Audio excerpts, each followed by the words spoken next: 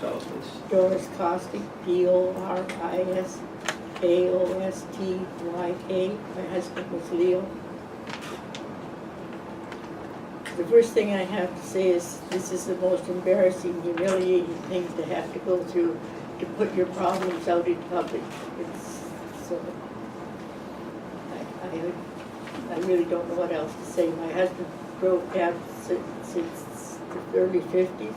He did the same thing, 12-hour days, 7 days a week. He got knifed, he got robbed, all the things that cab drivers go through. He died at 91. And I had to pay the money to put the cabs in my name, and that is my only income. I have a house, but with Canada pension and old age would not keep a house up for repairs or taxes or anything else. So I'm in a dire state, and here, you know, don't know which way to turn, don't know what else to say. I have Parkinson's disease to look forward to, so I sorely need this income. I don't even have a good portrait of us, and I couldn't find a picture of him within the cab.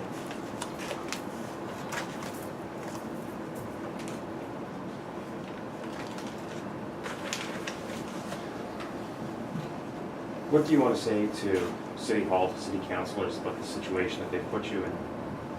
Well, I'm begging them not to go ahead with this because it's hurting too many people, myself included. And I don't know who is the best to beg to, so I'll leave it up to you people to put my story out in the public, much as I hate to be out in the public eye.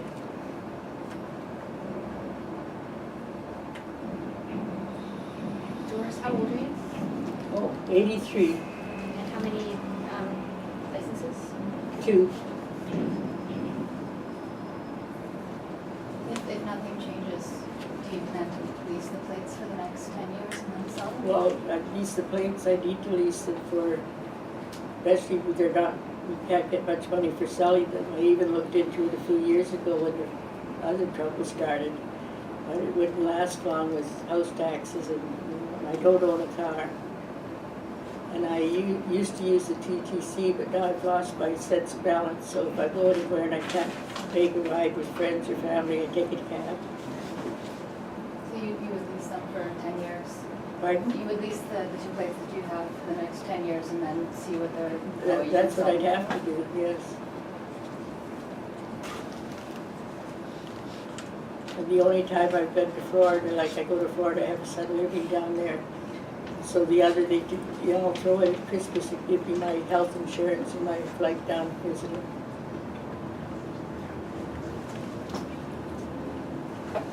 This may be more of a question for Judy, but do you have a sense, you said the value of these things like dropped dramatically. Do you have a sense of what they will be worth in 10 years versus how much they cost? Actually not, nobody in the industry does, and that's part of the problem. Because these sweeping reforms really turn the industry on its ear, and we don't really know what to expect. The new Toronto taxi license, which is what the city wants the standard plates to become, are not a proven business model. From what we understand, in order to run a Toronto taxi license, the only vehicle you can put on the road is a wheelchair accessible van, which we have heard cost about $50,000. The insurance for that is about $15,000. And so you don't know yet if you can make a living by doing that, how viable that's going to be. So does someone want to buy your standard plate to turn it into a TTL and run it? Will they want to? Right now the values have severely collapsed because people just don't know where it's going. So for example, what would be valid? I'm not an expert on that at all. What do you, yeah, like half maybe, like 175? See, these ladies have had to sort of investigate that. So a lot less. And at the end of the day, back in the 60s, the city actually kind of, you know, told the industry, here's how to do this, like, we recommend this as like a great way to have a small business, kind of like a Tim Hortons, and that's how it was sold to these gentlemen back then. And it was your business, and it was something that would have value, and that you could rely on, you would invest in, and it, you would rely on throughout your older years. And that's how everybody's gone along and planned their lives and lived by those rules until now. Maureen, I think you have a lovely picture of you there with your husband. I have a picture of my husband from 1959. Before I ever met him, I met him in 1961, and he already owned a plate by then, which he had purchased sometime in the 1950s.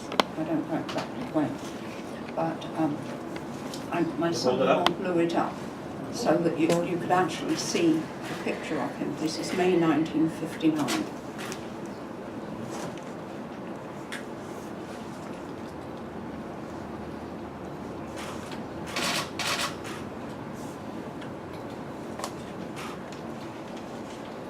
The other sort of concern that we have is regarding, as you asked, Jessica, about the lease rates, that the ladies would continue to, lease the plates. But even those prices right now are uncertain and fluctuating. We're not sure how that's going to play out, even the lease rates. The whole industry is just in upheaval.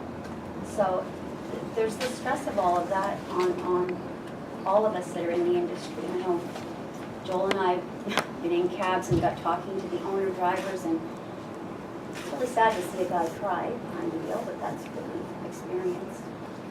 Can I ask a question for, I guess, anyone? If If the city had followed what city staff recommended, which was to lease, be able to lease and keep your plates in for the rest of your lives, would that ease your worries?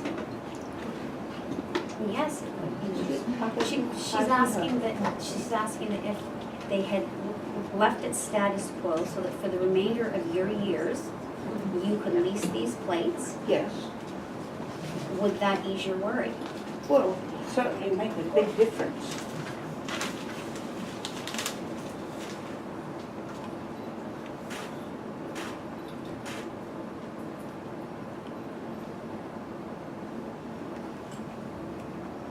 Maureen, going to